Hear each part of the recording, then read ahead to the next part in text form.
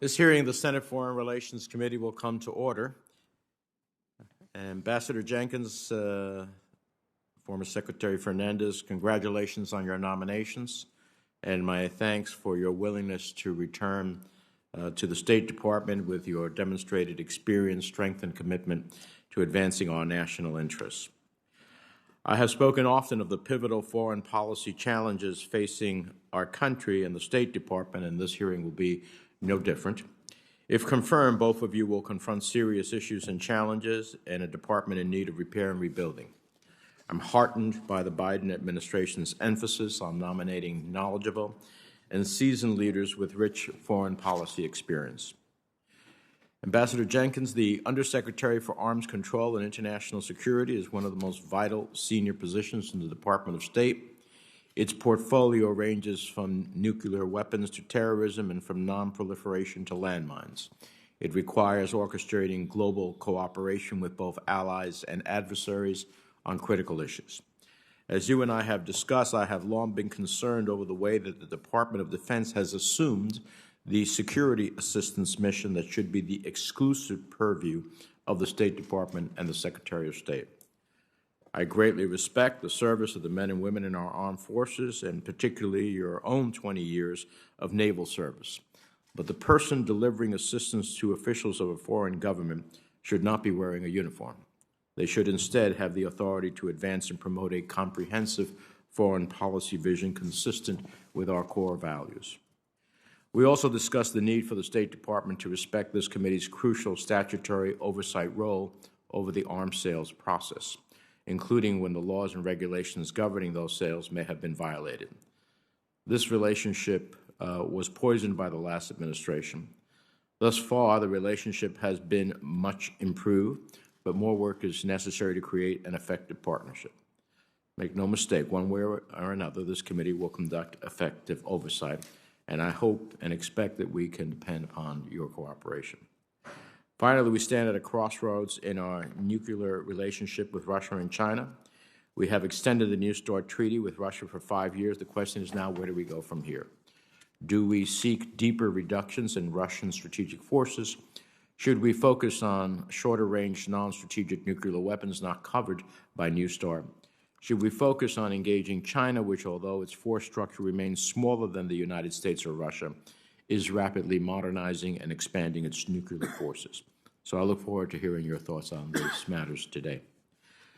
Mr. Fernandez, if confirmed, I expect that your previous experience as Assistant Secretary for Economic Growth will serve you well. This is vitally important because the last 4 years have been especially difficult for the bureaus that you have been nominated to lead. They suffered from neglect, a loss of an institutional experience, and an undervaluing of diplomacy at the highest levels. The former administration never even bothered to nominate an Assistant Secretary for Oceans and International Environmental and Scientific Affairs. Given the sad state of affairs, your first priority, I believe, has to be rebuild the e-bureaus, restore morale, and provide clear leadership. This is especially important because President Biden has elevated the mission of the e-bureau by prioritizing climate change as a foreign policy imperative. Energy, the environment, economic growth, leadership in all of these arenas is necessary to restore U.S. leadership and successfully combat the climate crisis. If confirmed, you'll also head the economic diplomacy wing at the State Department. I'm interested in hearing about your views on building back better America's economic statecraft toolkit. Economic diplomacy is an absolutely critical domain for competition in the 21st century, and there are many questions to be answered about a strategy for the post-COVID reconstruction of the global economy, as well as how to help poor countries administer vaccines and build resilience to the economic strains brought by the pandemic. I'm particularly interested in your views on Secretary Yellen's proposed $650 billion in special drawing rights and how it promotes global economic stability and growth. And I'd like to understand how you plan to engage on economic sanctions both within the department and in the interagency process. So, Ambassador Jenkins and Mr. Fernandez, both of you face steep challenges ahead, but I have no doubt that you're up to the task. And with that, we look forward to your testimony and turn to the distinguished ranking member for his opening remarks. Thank you, Mr. Chairman. The two nominations before us today are important and indeed really critical to our nation's foreign policy. I'd first like to start with the nomination to be Undersecretary of State for Arms Control and International Security. For the past few decades, the global threat landscape has been going through a paradigm shift. Unfortunately, many in the West have clung to the notion that we can simply rely on the policies of the past to keep us secure today. Nothing could be further from the truth. In just the last 10 years since the New START Treaty was ratified, the threats facing the United States, its allies, and our collective security have only grown.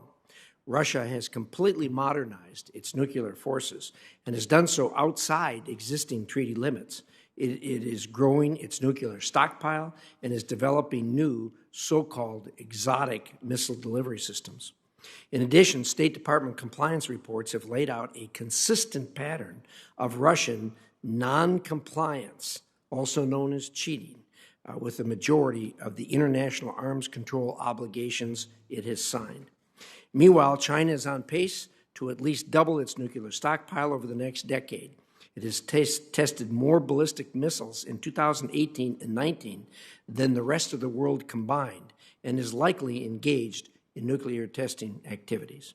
Currently, China is modernizing every element of its nuclear triad, including larger land-based intercontinental ballistic missiles, new ballistic missile submarines, and long-range stealth bombers. And the Department of Defense assesses that China is raising the alert level of much of its nuclear force indefinitely. Combined with a lack of transparency, these actions contribute to potential miscommunication or inadvertent escalation in a conflict, and each of these threats demands immediate attention. Beyond Russia and China, we continue to face mounting threats from other malign actors like Iran and North Korea, who continue to vie for a place on the world stage by advancing their nuclear and missile programs and engaging in proxy and cyber warfare. This arms race encourages other nations to question whether they too need to develop nuclear weapons. Certainly not a pretty picture. In the process, all of this undermines Cold War, the Cold War architecture. The role of the Undersecretary for Arms Control is our lead negotiator and accountability monitor to keep other countries honest on these issues. This person must not only have a deep level of technical knowledge, but also the skills and wherewithal to sit across the table from leaders of these nations and push back against empty offers and veiled threats. It is also critical that this administration recognize the interdependence between arms control and nuclear modernization, as explicitly codified in the ratification of the New START Treaty. The Obama administration committed to nuclear modernization in order to win ratification of the New START Treaty, but promptly scrapped those promises and abandoned those commitments just a year later. Trust must be rebuilt between Congress and the executive. To rebuild this trust, the Biden administration must commit to a full modernization of the nuclear triad and nuclear weapons complex. This is vital to reassure our allies who have foregone developing nuclear weapons and instead rely on our nuclear umbrella that we provide for them. Dismantling our capabilities while our adversaries build their stockpiles is inherently destabilizing and undermines international security. Which brings me to the last, but certainly one of the most important topics for this nominee, the Senate's role in approving arms control agreements and treaties. The Constitution plainly lays out the Senate's role in approving these types of international agreements. I cannot stress enough that any international agreement in the arms control space, including re-entry into a previous agreement, must be put to the Senate for its advice and consent as demanded by the Founding Fathers and our Constitution. And to win consent, the administration should take concrete steps to rebuild the trust previous Congresses have placed in the executive branch. Next, we have the nomination of the Honorable Jose Fernandez to be Undersecretary of State for Economic Growth, Energy, and Environment. Our economy is one of our greatest assets, and we all know economic policy is a crucial part of foreign policy. The United States represents about 4.5% of the world's population, but we account for 22% of the world's economic activity. American creativity, innovation, and determination are hallmarks of the U.S. economic model. And it's not surprising that countries around the world long to duplicate our success.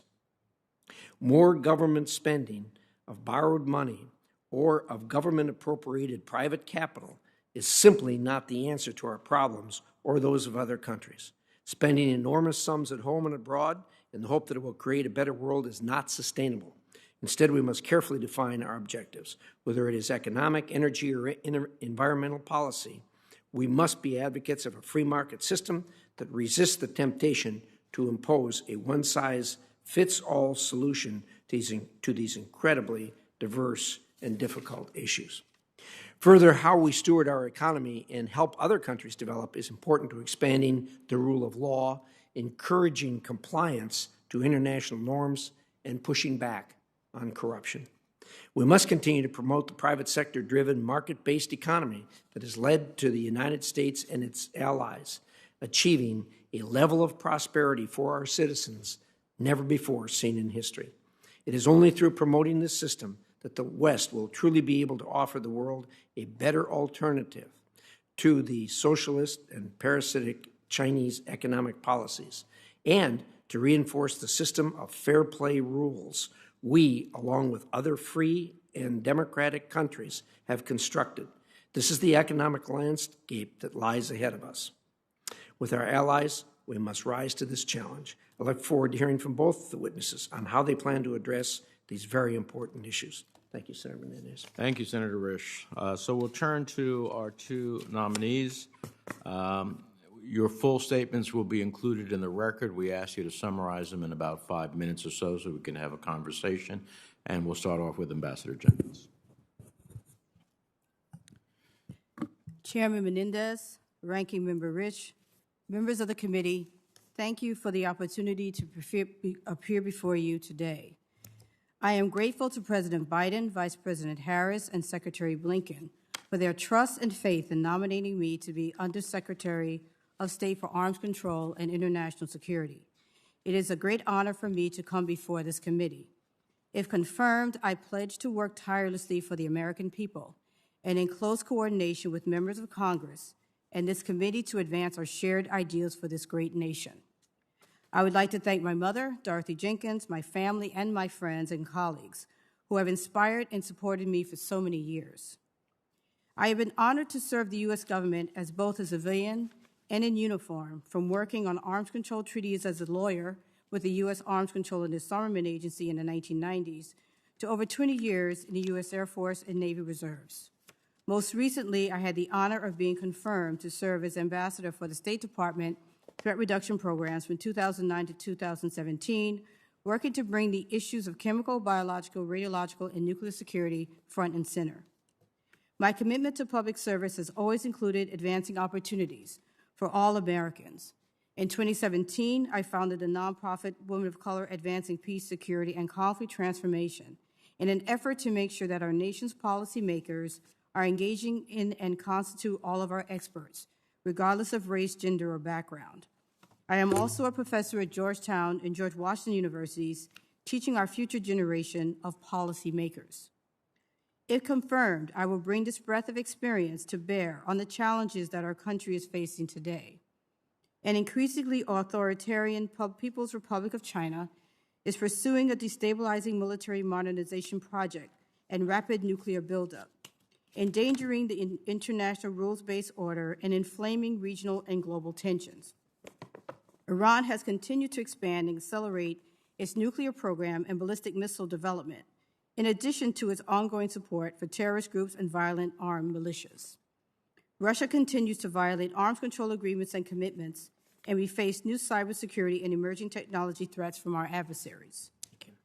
Reducing the risk of war through effective arms control, limiting Russian and Chinese nuclear expansion, strengthening our efforts in biosecurity, pursuing accountability for the use of chemical weapons, and promoting a diverse workforce will be among my top priorities if confirmed. We must strengthen deterrence alliance in the Euro-Atlantic and Indo-Pacific to better deter and defend against growing threats. We must develop and implement norms of responsible behavior in outer space. We must grapple with advancements in emerging technologies that can threaten strategic stability. If confirmed, I will strive to ensure that arms transfers and security assistance are focused on building value-based security partnerships. I will carefully assess all critical factors, including nonproliferation, arms control, and human rights, and will ensure other key commitments, such as maintaining Israel's qualitative military edge, are upheld. I look forward to working with this committee, if confirmed, to look strategically at how our security assistance authorities are structured and how they are balanced and resourced across the Departments of State and Defense to ensure that our tools, including our security cooperation agreements, are the most efficient for the U.S. taxpayer and the most effective for U.S. national security. Renewed American leadership, as set out in the administration's interim national security strategic guidance, will be essential to reducing the dangers from chemical, biological, radiological, and nuclear weapons and their delivery systems. Further, working with allies and partners, the United States must continue to stand up for an open, interoperable, reliable, and secure Internet and stable cyberspace, where international law and voluntary, non-binding norms apply to state behavior. You have my commitment that if I am confirmed, I will work in close coordination with you in our efforts to restore Congress's role in formulating foreign policy and to ensure the policies we enact are in the greatest interest of our national security of the American people. The interests we face are numerous, but our commitment to our allies and to our American people is rock solid. We have much work to do, and I am ready to get started. With that, I welcome your questions, and I look forward to our discussion today. Thank you. Thank you, Ambassador. Mr. Fernandez. Thank you. Thank you, Chairman Menendez. Thank you, Ranking Member Risch, and other members of this committee for the opportunity that you've given me before to appear before you today. I'd like to take a couple of seconds to introduce my family. I am blessed to have a supportive and loving family made up of three remarkable women. All three of them walk the talk of public service, and I'm very proud of them. My wife, Andrea Gabor, is a professor at Baruch College in New York and the author of 4 books, in addition to being the mother of Sarah and Annie. Sarah, who's also here, spent a big chunk of her law school years volunteering at a death penalty clinic and is on her way to a graduate degree in psychology. And not with us, but very much in our thoughts, is our second daughter, Annie, who is pursuing a joint public health and medical degree in California.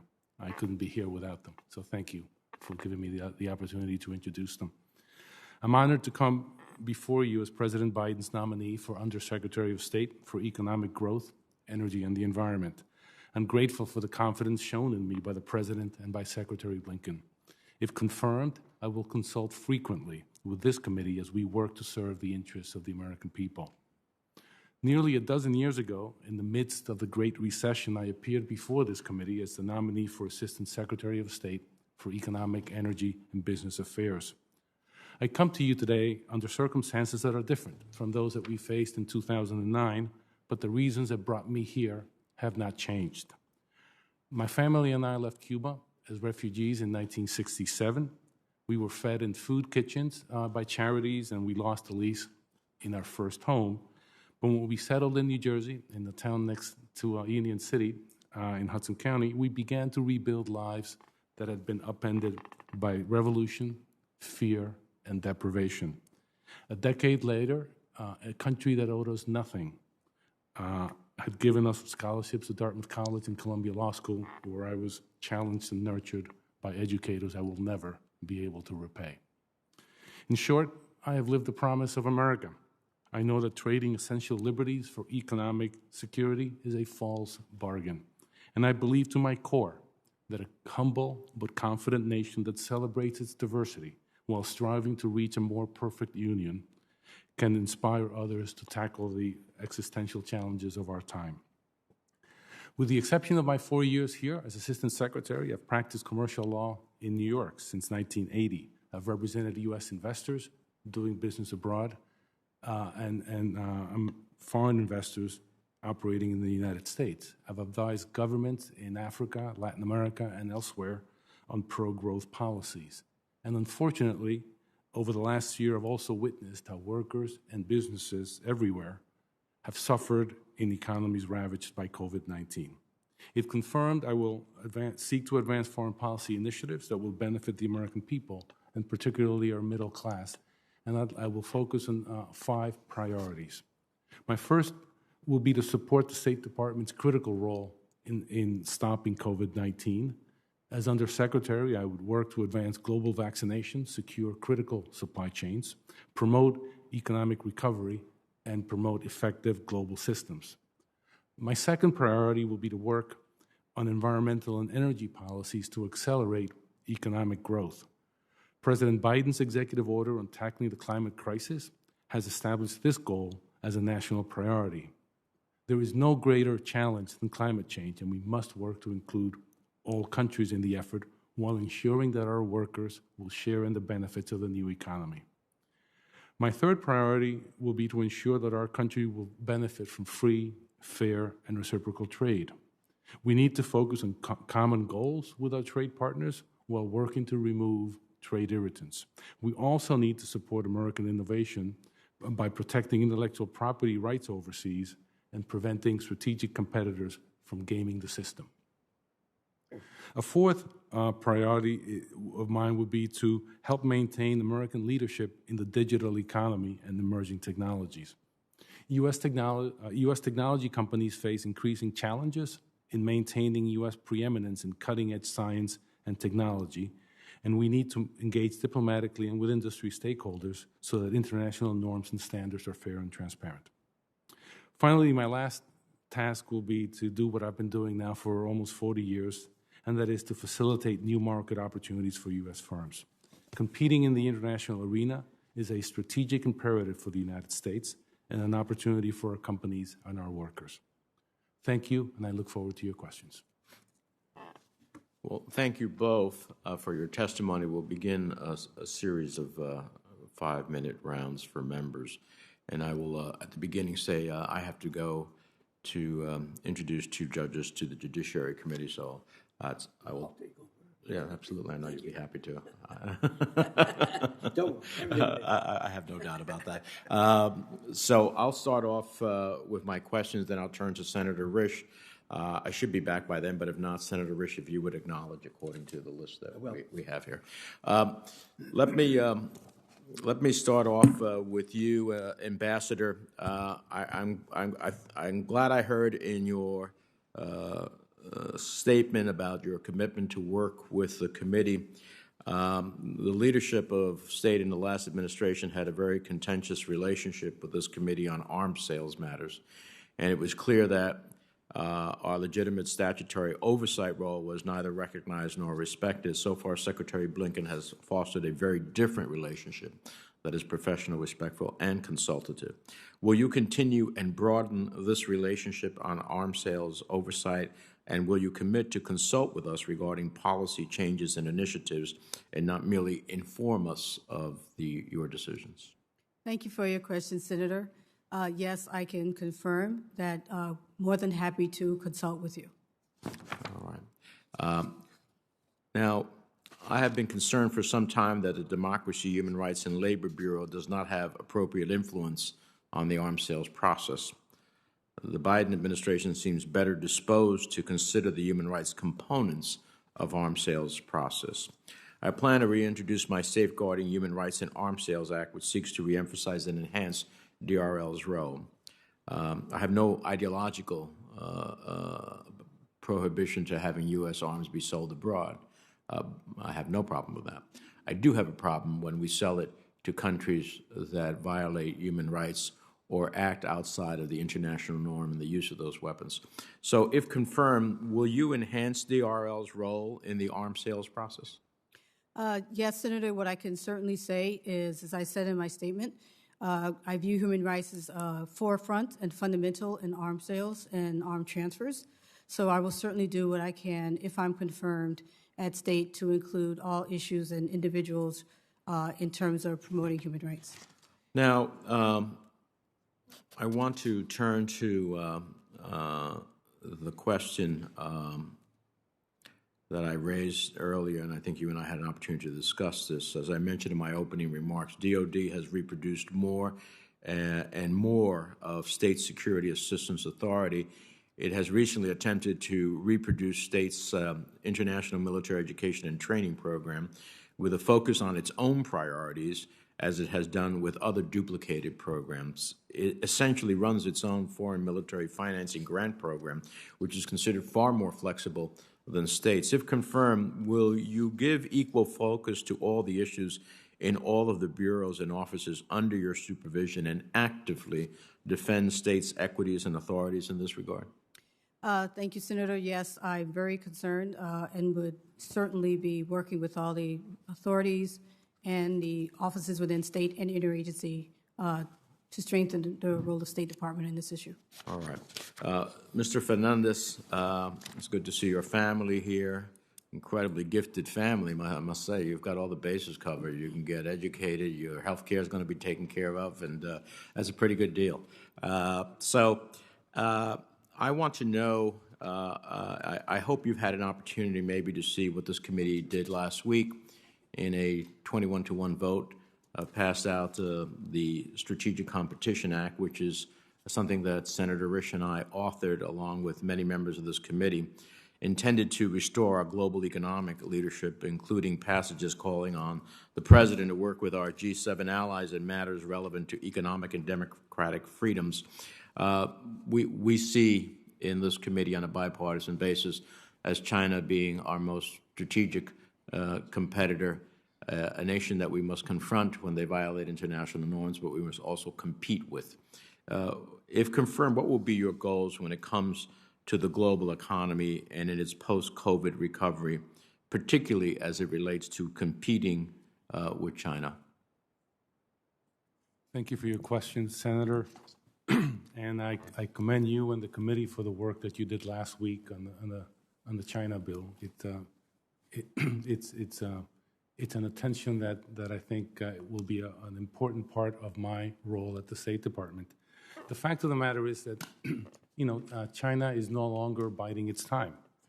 It's challenging us in the economic sphere every chance that it gets, and it's doing so through practices that are inimical to many of the rules that they had to follow in order to get to where they are. And they're trying to challenge now those rules. We have pushed back, but I think we must do more. And I think the bill that you worked on last week will give us an additional tool to do that. One of the areas that I think I would like to concentrate my efforts on will be to working with our allies more, to working with our private sector, and to provide alternatives to other countries to doing business with China. Oftentimes, they may not have other choices. And I think part of what we need to do is to work with our allies and to work with our companies to talk to them about the opportunities abroad and to get them much more involved in international business. Thank you. I'm going to turn to Senator Risch. I'm going to let Senator Risch preside in this period of time. After Senator Risch, Senator Cardin is next, and then Senator Haggerty after that, but I should be back by then. Thank you, Senator Risch. I appreciate that. Thank you, Mr. Chairman.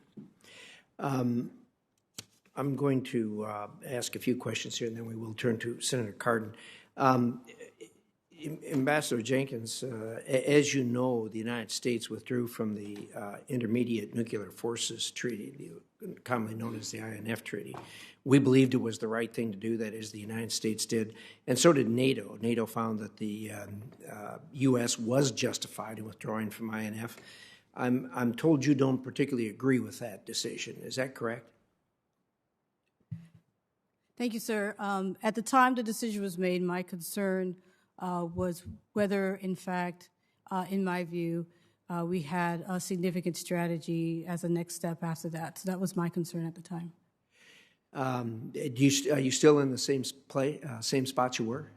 I think that after I had time to see this, I'm still concerned about the strategy going forward, but I certainly understand why the U.S. withdrew. And of course, that was the result of the fact that the treaty was a one-way street. That is, we were complying, but the Russians weren't. Fair statement? Yes, yes, fair statement. You have any plans of turning that around? The statement or? No, no. the statement's a statement. I'm talking about the facts, about trying to get them back in the lane they're supposed to be in. Well, I think what the administration does have planned for the future, and if I'm confirmed, I would be hopefully involved in these kind of discussions, is a way forward to work with Russia. And the idea would be to have what they're calling strategic stability talks, in which time it would be an opportunity to really look at all the different issues with Russia, but also we want to continue to engage our allies on issues regarding Europe and NATO. So I think that the idea now is to have some of these discussions with our allies, and of course we'll have our discussions with Russia, and then we'll see where we are after we've had a chance to start these dialogues. How about the Chemical Weapons Convention and Russia's compliance, or rather non-compliance? You have thoughts on that? Well, the use of chemical weapons is reprehensible. And I know that the U.S. has instituted sanctions against Russia as a result of the use of chemical weapons against their own citizens. The U.S. continues to make the point at the OPCW in The Hague, and also to raise the point with our allies as well. So my view is that use of chemical weapons is, as I said, reprehensible. I think we all agree with that. The question is, how do you get them? How do you bring them to heel to comply with the convention that they've subscribed to? Sir, you continue to use sanctions. You continue to work with our allies to put pressure on them. You continue to work with multilateral organizations like the Organization Prevention of Chemical Weapons. You work through the UN. You use all the tools that you have, in my view, use all the tools that you have at your disposal, whether they're diplomatic or others, to actually try to get the Russians to actually abide by what they're supposed to be doing. How about the Biological Weapons Convention? The Biological Weapons Convention is a convention that is significant, and we need to continue to put more emphasis on the Biological Weapons Convention to reinvigorate it. It's another opportunity and another way that we can encourage Russia to abide by things that we think they should be abiding by. And what about nuclear testing with Russia? The concern there is, as you probably know, all of the P5 countries, all the nuclear weapons countries, currently have a moratorium on nuclear testing. The concern there is if countries start to test again, it can open a box to nuclear testing. We've had a moratorium for a number of years, so we want to try to prevent a situation where countries feel that that's something that they could be doing again. I'm assuming you're familiar with the 2020 State Department compliance report that Russia is, in fact, violating each one of these agreements. Are you familiar with that from the agency that you're about to join, that report? I am aware of the compliance report. Obviously, I did not have any input on that. Of course. And I'll have much more time to examine it after, if I'm confirmed, but after today. Are you in disagreement with their conclusions that Russia is in non-compliance and violating all of these conventions and treaties that we've just talked about? No, I'm not, and I would not be in disagreement with that, sir. Well, I think that underlies the heavy lift that you have ahead of you.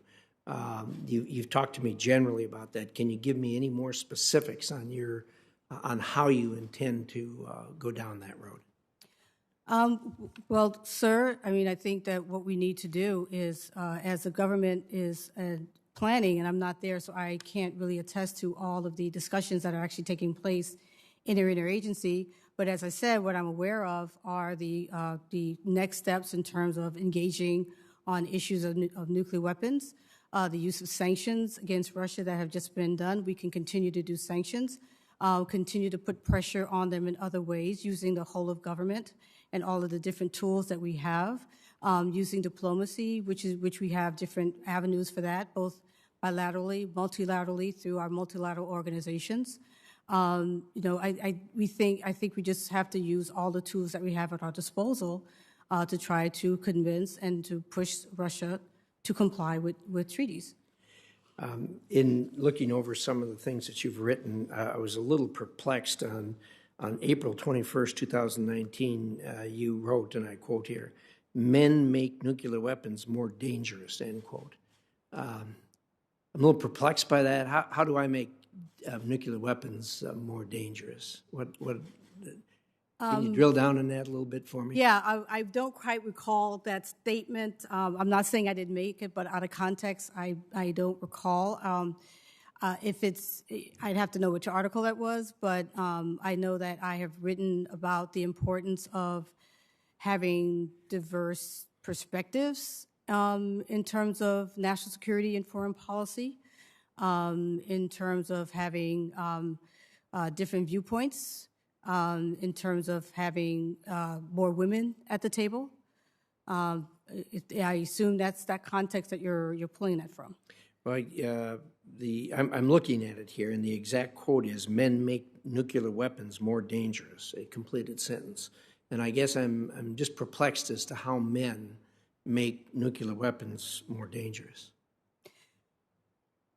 Well, I think if I can recall what you're pulling it from, essentially what I'm saying there is that we have a situation now where we have to reassess where we are in terms of where we have been. We need to look at bringing more different, diverse people to the table. To date, we have not had enough significant diversity, and it has been a situation where it has been essentially men at the table. So it's more of an issue of we need to include more people and more diverse people because we only know what we have right now, and we don't have that. I don't think anyone is in disagreement that diversity is appropriate, but I just don't understand how men make nuclear weapons more dangerous. I think perplexing. yeah, what you're pushing at is that the context that that men, without having to make any certain statements here, that the belief that women in conflict situations, and there has been study on this, that when women at the table, that there's more peace, and peace tends to last longer. Senator Cardin, you're up.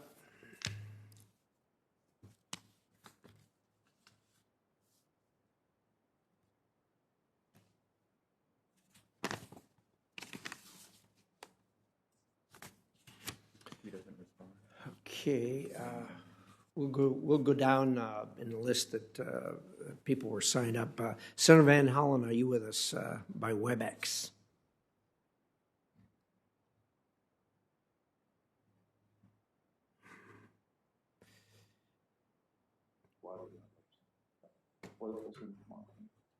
How about I'm sorry, Mr. Chairman. Senator Cardin? It sounds like you, but I don't see you. I think I'm now with you. Thank you very much, and let me thank both of our nominees for their willingness to serve in these two very important roles. In both of your testimonies, you've indicated the importance of American values in our policies. Ambassador Jenkins, you specifically said that we need a value-based policy as relates to our arms issues. And certainly, Mr. Fernandez, your family experience points out the importance of family-based policies. So I want to ask both of you a question, but first let me start with Ambassador Jenkins. And that is, our arms policy needs to be based upon our values, and our values is respect for human rights. So when we get involved in arms sales with countries that allow these arms to be used inappropriately against their own people or to deny human rights to others, we should not permit that to happen. We need to filter our considerations of arms sales through our human rights concerns. What commitments can we have from you that as you're at the table, as these types of decisions are being made, that indeed we will promote our values, our human rights, even though at times it might run some challenges in our bilateral relations with other countries? Thank you for the question, Senator. Yes, as I said, that we need to look at our values, but also we need to highlight the importance of human rights. In that, what I am aware of is that there is now a review ongoing on our conventional armed transfer policy, which will inform decisions on transfers. and that I can certainly say, if I'm confirmed, that things will change. It won't be business as usual. So we need to continue to look at these on a case-by-case basis. We need to look at our national security concerns. We need to look at our strategic concerns that we have in the region stability. And we also need to continue to reassess anything that we decide to transfer to another country. But ultimately, we have to consider human rights in these issues. And if I'm confirmed, I will be looking at the revised CAT policies that are being discussed right now. Thank you. I will be working with you on those areas. I've introduced some legislation in this regard, and I'm glad to see it's not business as usual. It is absolutely essential that as we talk about arms sales, that human rights be a component of those discussions. Mr. Fernandez, I want to raise a subject I've raised consistently with nominees that have come before our committee, and that is the importance to standing up against corruption.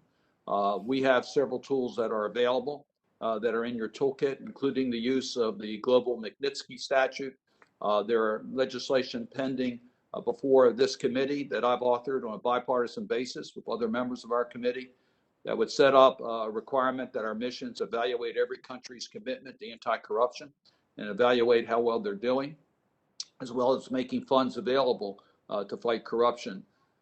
Can I get your commitment? I've gotten this from so many of the members of the Biden administration that we will be focused in your work on an anti-corruption agenda, recognizing that corruption many times is the fuel for the anti-democratic regimes being able to stay in power and abuse the power. Senator, thank you for your question. Absolutely. You have my commitment. In fact, I will tell you that I'm a firm believer from my time in the private sector that we're never going to outcompete other countries on low environmental standards, intellectual property theft, corruption, respect for human rights.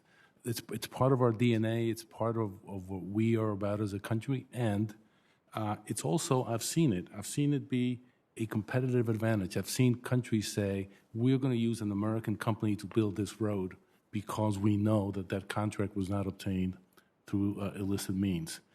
So you have my commitment, and in fact, I would love to work with you some more on these issues. It's something that is in my DNA, and I very much would welcome the opportunity to discuss it further with you. Well, thank you. And again, I want to thank both of our nominees and their families. This is a tough time to serve in government. Both of your roles that you are been nominated for are critically important to our national security and have challenges. And thank you for stepping forward, and I look forward to working with both of you. Thank you, Mr. Chairman. Thank you, Senator Cardin. I understand Senator Haggerty is with us virtually. Yes, Mr. Chairman. You're recognized, Senator. Thank you, Mr. Chairman. Ranking Member Risch, I appreciate your holding this meeting. My first question is for Ambassador Jenkins. Thank you for being here today, Ambassador. We're in a period right now where China is ramping up its nuclear weapons capability. At the same time, Russia is articulating a strategy like escalate to de-escalate. They're developing weapons like the Poseidon that has the capability of destroying cities.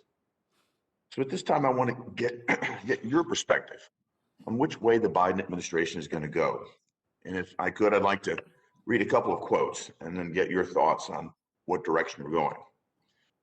During her nomination hearing, Deputy Secretary of Defense Kath Hicks said that the triad has been the bedrock of our nuclear deterrent, and I think it must be modernized in order to be safe, secure, and credible. Yet on April 10th of 2021, two Biden administration officials gave an interview in Japan with the Asahi Shimbun, the fundamentally different message about U.S. nuclear policy. During that interview, Deputy Assistant Secretary of State for the Bureau of Arms Control, Verification and Compliance, Alexandra Bell, Deputy Assistant Secretary of Defense for Nuclear Missile Defense Policy, Lenore Tomero, said that, quote, "There is no doubt that President Biden's goal is to reduce the role of nuclear weapons." So, Ambassador Jenkins, if you're confirmed, will you commit to supporting the modernization of nuclear weapons?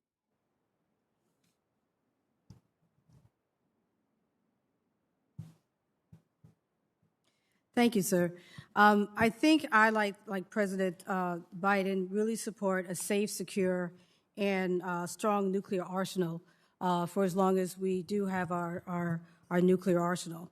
And I know that this has been something that has had bipartisan support.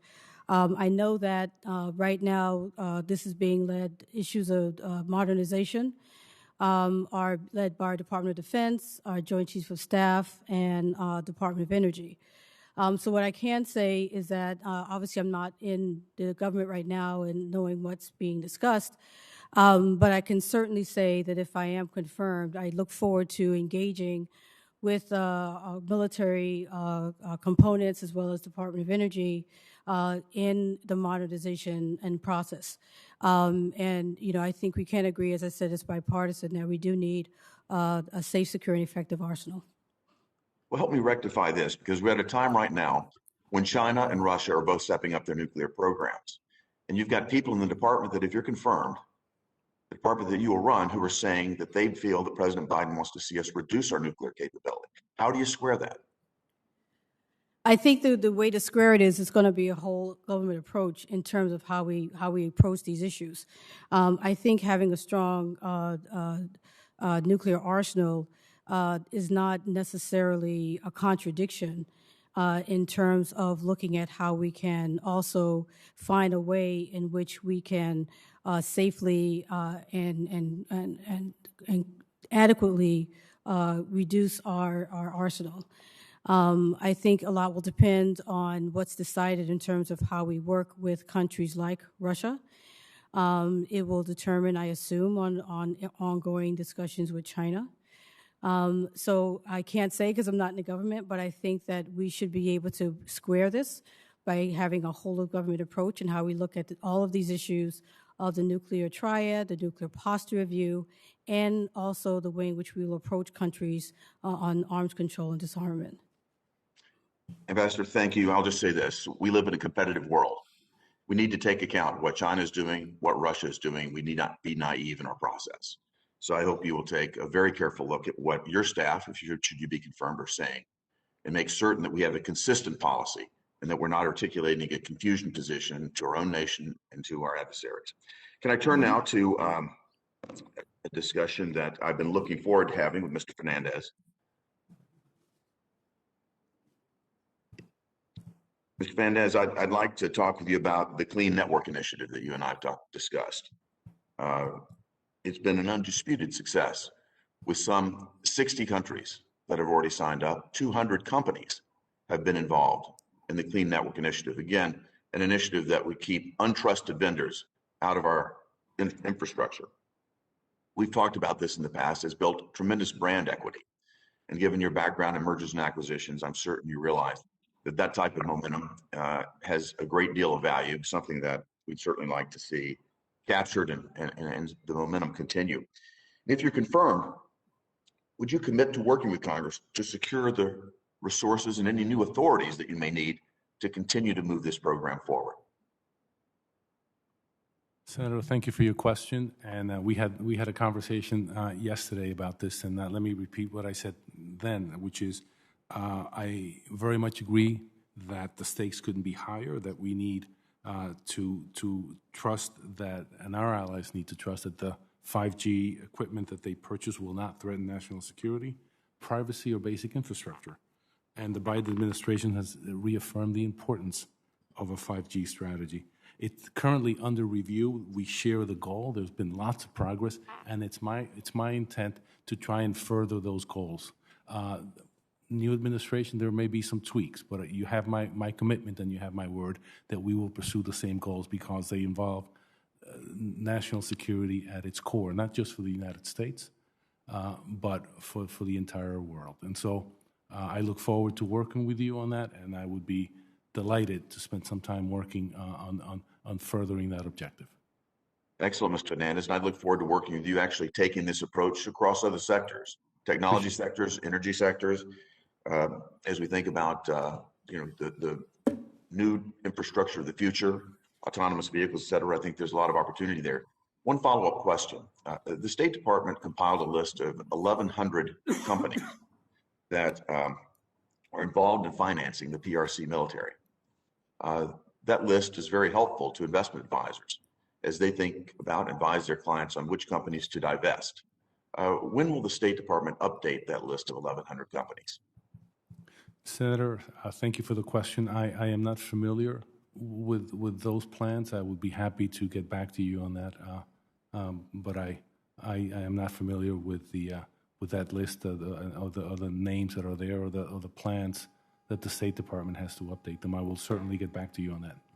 Great. It's a very useful tool, and I appreciate update schedule when you can get it. Thank you so much. Thank you. I understand Senator Van Hollen is with us virtually. Yes, thank you, Mr. Chairman and Ranking Member, and congratulations to both witnesses on their nominations. And thank you for your willingness to serve. Madam Ambassador, I want to follow up a little bit on some of the questions that Senator Hagerty raised, at least that line of questioning. I think we've long agreed on a bipartisan basis that our sort of strategic defense depends on a reliable and effective nuclear deterrent, but we've also recognized that we can make ourselves safer through smart arms control agreements with previously the former Soviet Union and now with Russia and others. And I was pleased to see that President Biden chose to extend the New START agreement by 5 years. That had some bipartisan support here. I had introduced a resolution with Senator Young to encourage that, and I'm glad that the administration moved forward, and that has the support, as you know, of our military leadership as well, who recognize that that's an important part of our stability, predictability, and verification regime. But this 5 years will now give us an opportunity to look at follow-on negotiations, strategic nuclear negotiations, or other nuclear weapons negotiations with Russia.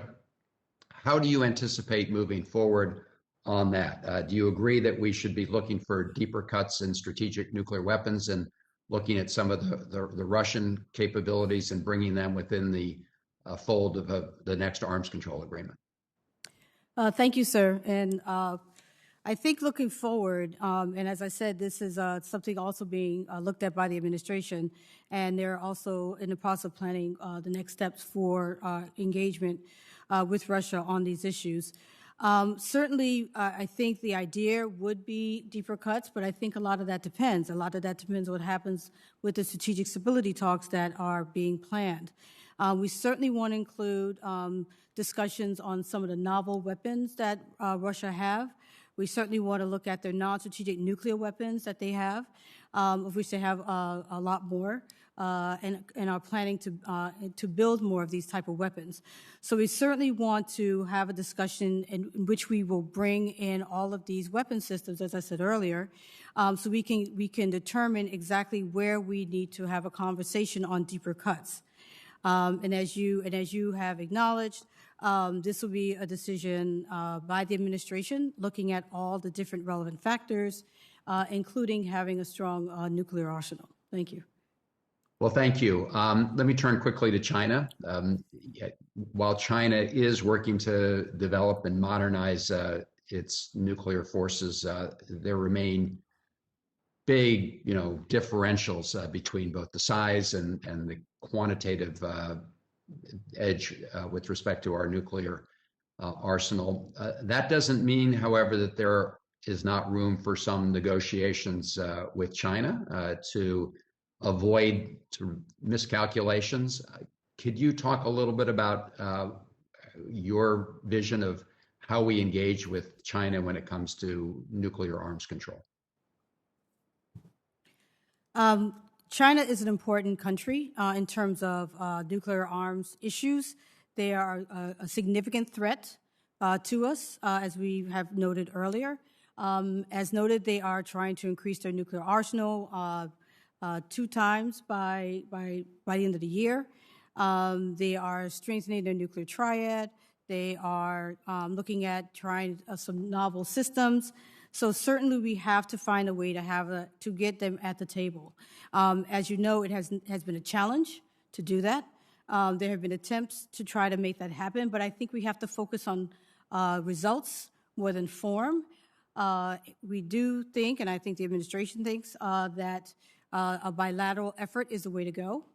And because there are certain security issues that I think that we want to look at specifically with China. So we want to engage them, and I believe the administration is discussing next steps to engage China bilaterally to try to start discussions so we can prevent miscalculation, we can have more transparency, and get a much better understanding of what's happening for everybody's security. Well, thank you. And Mr. Fernandez, just briefly, I wanted to mention Power Africa and whether you would agree that that's been a very useful tool in terms of engaging with Africa and trying to accomplish some of our objectives there, and whether it makes sense to expand the use of Power Africa. Thank you, Senator. Thank you for your question, and I'm very familiar with your interest and commitment to working in Africa. I think Power Africa has been a success. It's been a success on the renewables front. It's been a success on regulatory reform in Africa. I think we need to expand it. I think, as I said in my opening statement, one of the benefits that we have is the competitive advantages that we have over countries such as China is our private sector, and we need to get our private sector involved in infrastructure in Africa. That may be a tall order, but I think programs such as Power Africa are programs that we ought to deepen, and you have my commitment to work with this committee to do that going forward. I have spent a fair amount of time in Africa. I used to commute to Ghana for about 2 years, privatizing its phone company. It's a country that has great potential, and that it also presents an opportunity for U.S. business and U.S. workers. Thank you. Thank you, Mr. Chairman. Thank you. Senator Markey, I understand, is with us virtually. Senator Markey? Hear me, Mr. Chairman? Thank you. You're recognized. Mr. Chairman, can you hear me? I can, and you're recognized. Beautiful, thank you. Ambassador Jenkins, President Trump systematically dismantled the arms control architecture that you will oversee as Undersecretary. He was egged on, President Trump, by John Bolton, but ultimately President Trump tossed aside the International Nuclear Forces Treaty, the Arms Trade Treaty, the Iran nuclear deal, the Treaty for Open Skies, and he flirted with taking a wrecking ball to the Comprehensive Nuclear Test Ban Treaty by signaling an interest in conducting a, quote, demonstration nuclear test just last year. And at home, President Trump broke with his predecessors by increasing the role of U.S. nuclear weapons in military strategy by deploying a low-yield warhead on our strategic ballistic submarines and developing a new nuclear sea-launched cruise missile after President George Herbert Walker Bush retired them 3 decades again. So it's clear we need to build back a better nuclear posture.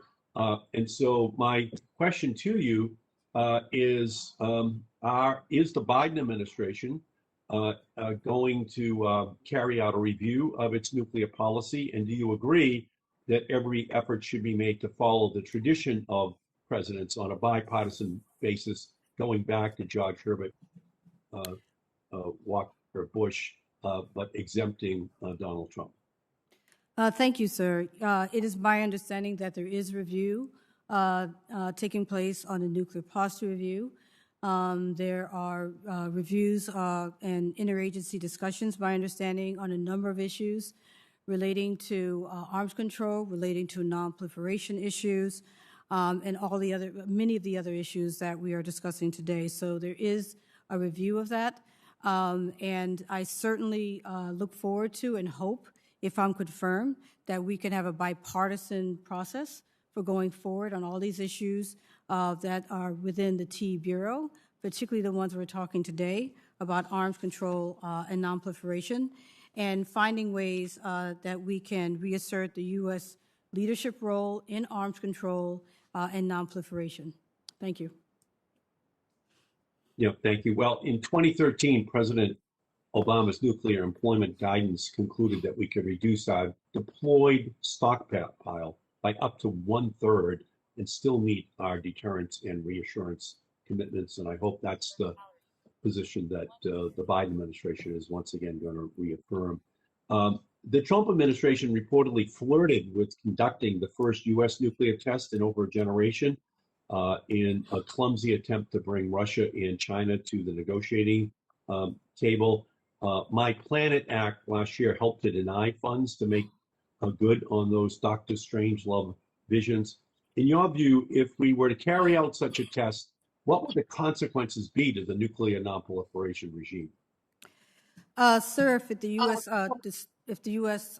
Did a test, that would certainly we certainly would not be considered leaders in the nonproliferation area. We would go against our moratorium that we have on nuclear testing. There would be lots of questions about why we're testing, what does that mean in the future. So that would create a lot of confusion in the international community. It would create a lot of confusion by countries in terms of our overall role and obligations in arms control, and it certainly would not bode well, in my opinion, in terms of our role and our position on nuclear testing. Good, thank you. And one final question. If confirmed, will you advocate for the president to recommit to the arms trade treaty and work with members of this committee to build support for future Senate advice and consent on that treaty? Thank you for the question. If I am confirmed, I would certainly be interested in conversations in the interagency on next steps, or next possible steps for the U.S. on the arms trade treaty. Okay, beautiful. Thank you, and thank you for your service to our country. Thank you. Thank you. Senator Schatz. Thank you, Mr. Chairman. Thank you to both of you for being willing to serve. Ambassador Jenkins, there was a recent DOD report in which they essentially conceded an inability to track, to do end-use monitoring of arms in Ukraine and Afghanistan. We've seen American-made, so-called non-lethal weapons used in Egypt and in Hong Kong. I have a couple of questions about how we do end-use monitoring. I know there's a good partnership at the State Department with the Department of Defense to track the weapons that we sell or provide to our foreign partners. My understanding is that the Security Cooperation Office at our embassies is responsible for conducting these end-use checks, but often the people in these offices are stretched thin. And I'm wondering if this is an area where a few more people or some new use of technology could strengthen our oversight in terms of weapons exports. Can you comment on this and talk about what opportunities you see to improve the resources we dedicate to end-use monitoring checks? Yes, thank you, sir, for that question. Yes, end-use monitoring is very important in terms of ensuring that the arms transfers that we believe are going where they are going actually end up where they are supposed to be. So we certainly want to do everything we can to strengthen and make sure that end-use monitoring is happening. I am aware there are cases, and I can't recall in which case at the moment, but I know that it's been more successful. I know in some cases where countries have actually gone out and have done more in terms of end-use monitoring and have more agreements. I think one thing that we need to do, as you said, I think we should always look at more options if there is technology that can help. I think that, if I were confirmed, happy to look at different options that could help us. Strengthening, if there is a need for more people to help out with that, I think that's great. But I think, as I was saying earlier, as we have much more emphasis in the future on human rights, as we have a much stronger emphasis on these issues in general in terms of where these arms end up, I am certainly open to more discussion on what we can do to make it better, and particularly in light of the fact that we are relooking at our cap policy and everything else. So I think there are a couple of areas for improvement. First of all, technology. Mm-hmm. Second of all, just flat out resources. You need more human beings to do this work. And then third, sort of undergirding that, you don't want to just lay down a layer of technology on an old system under old assumptions. And so I do think we need to do a comprehensive look and just concede it's not working right now. It may be working to greater and lesser degrees in certain countries, but where it needs to work, it's not working. Now, there's another question that I think is essential to this, which is that it's not just a geographic location of whatever arms have been transferred. It's how they're used, right? And that's a policy question. I'm wondering if we can work together on that, because it may be that it's in the possession of those of that country that we transferred it to, but used for something that is antithetical to our values. And I think that's a more ticklish, kind of difficult policy question to get to because it's after the fact. But I still think that's our basic obligation when we think about end-use monitoring. I'm wondering if you can comment on that. No, I think you're right. I think. I mean, obviously, as you said, one question is where do the arms land, and the other one's how are they used.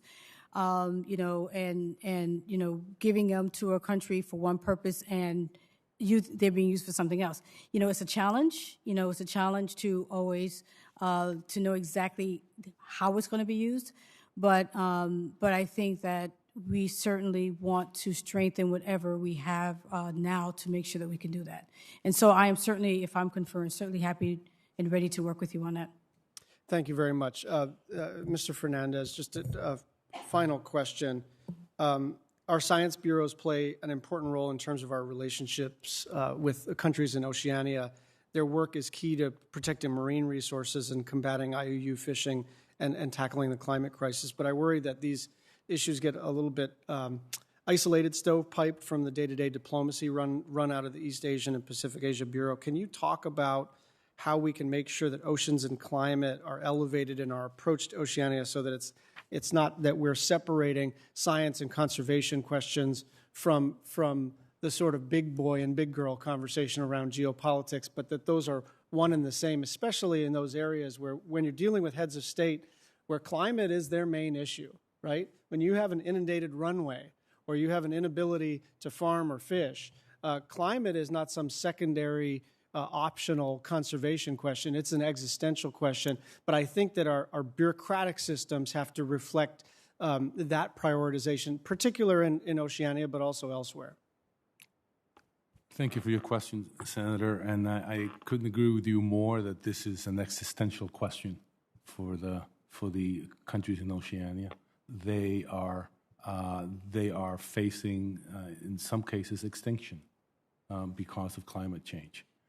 So I share very much your concern. I also think that many of them, it also cuts across a number of other areas. They also are targets of Chinese influence. So that's another national security challenge. On the pollution front, on the ocean, illegal fishing, and those kinds of crimes, we have offices that are all over that, and I have spoken to a number of them already, and I think there's more we could do going forward. So I would very much welcome, if confirmed, the opportunity to talk to you about that, and you have my commitment that we will certainly look at those again, because I do agree with you. Sometimes they do get overlooked. Thank you. Thank you. Now, I understand there are no other colleagues seeking recognition, virtually or otherwise. So I have one final question. Mr. Fernandez, during my time in this committee, I focused on reinvigorating the tools and instruments of our economic statecraft so that the Department of State, Treasury, Commerce, U.S. Trade Representative, and other elements of the U.S. governments are working in tandem to promote international development, U.S. business opportunities, and U.S. best practices for corporate social responsibility. I am amazed. You know, we have the Foreign Corrupt Practices Act, which we should. Doesn't allow U.S. businesses to suborn some entity or official abroad. Other countries don't have that. This has been one of Senator Cardin's passions on the question of corruption. I go abroad and I see the Chancellor of Germany with a trade mission directly engaged in trying to promote her country's services and products. Until recently, the Brazilians had a very powerful economic tool in their centralized effort. So my question is, what tools do we have, in your opinion, that are currently working? What tools aren't working as effectively? What additional authorities might you believe you might be needing? And how do we bring a whole-of-government approach to an economic statecraft that creates greater opportunities for U.S. companies in selling their products and services abroad, opening up more markets, also instilling the business practices that are better than many others in the world? So it has an economic benefit here at home. We sell products abroad, our services abroad, we create jobs here at home. When we instill the right business practices, we improve governance in those countries. Can you give me some insights as to how you're thinking about this? Sure. Thank you for the question, and it's a big question. And I'm glad that very much that you. That's why you're going to get paid the big bucks if you get confirmed. I'm very glad that you brought it up.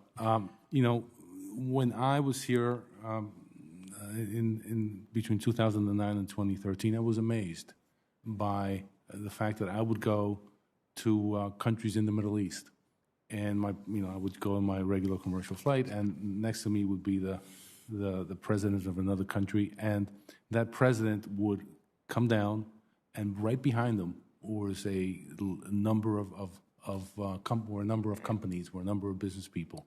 It was not so much of a presidential visit as much as a Chamber of Commerce visit.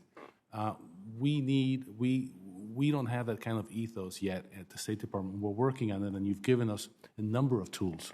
I think what was done with the DFC is something that ups the ante, and where we can compete with the Chinese and with others. We need to, and I intend to do this if confirmed at the State Department, we need to do more on the training front.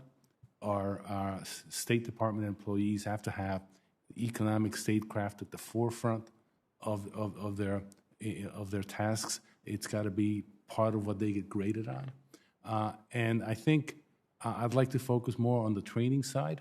I think getting more whole of government cooperation, some of the work that has been done, for example, on deals teams, where we embed economic officers in some of the embassies to support American business. We need to do more of that, because at the end of the day, international opportunities are not just a strategic imperative of the United States, but it's a business opportunity for our companies, and it's an opportunity to create better jobs. And so, if confirmed, I will continue my push to try and get economics at the forefront of what the State Department does. Well, I'm thrilled to hear you say that. I think that one of our challenges is trying to permeate throughout the State Department and its offices, particularly our embassies abroad, the concept that economic statecraft is one of the core missions that are critical for an ambassador and their staff to promote. When I go abroad and visit our embassies, and they do incredible work, and our people are just fantastic individuals, but I don't get this. I hear about the political component of what's happening in the country, of our bilateral relations in dimensions that are everything but economic in most cases.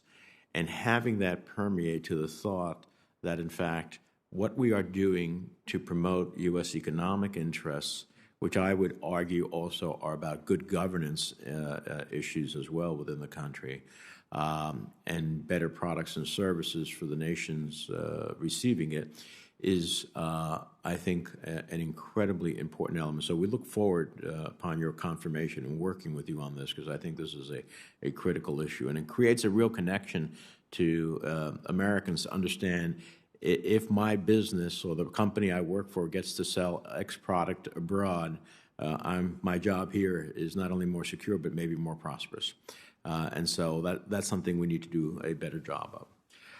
Let me thank, I'm sorry.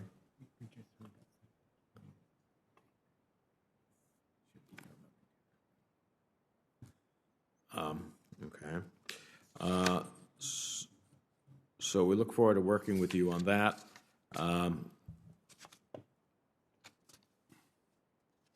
I'm going to say we have a colleague who is supposedly on his way here, and in deference to him, I will wait.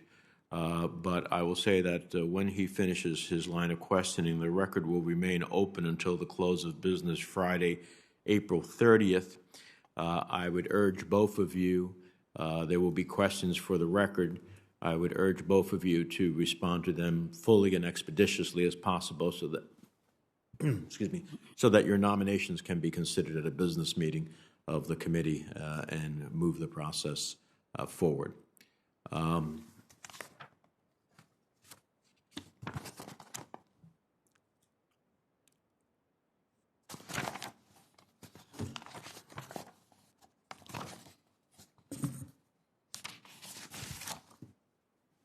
Excuse me for a moment.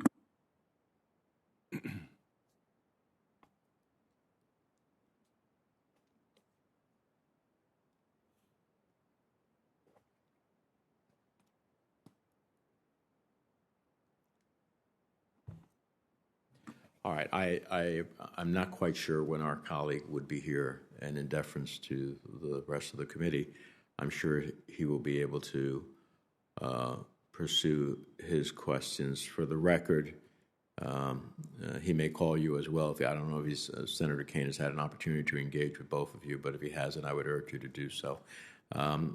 And with the thanks of the committee, this hearing is adjourned.